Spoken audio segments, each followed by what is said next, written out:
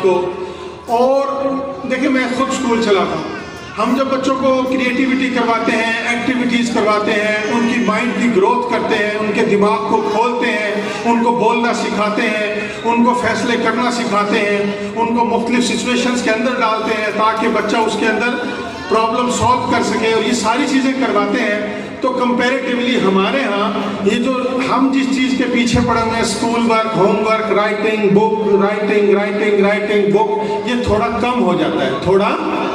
تو والدین آ جاتے ہیں ہمارے پاس اور وہ کہتے ہیں آپ کے اسکول میں پڑھائی نہیں ہے. ہم نے پڑھائی پتہ نہیں کس چیز کو سمجھ لیا ہے. اگر ہم نے پڑھائی ڈگری کو سمجھ لیا ہے, اگر ہم نے پڑھائی سال بعد امتحان میں پاس ہونے کے نام کو پڑھائی سمجھ لیا ہے, تو ہم بڑی بھول کا شکار ہیں.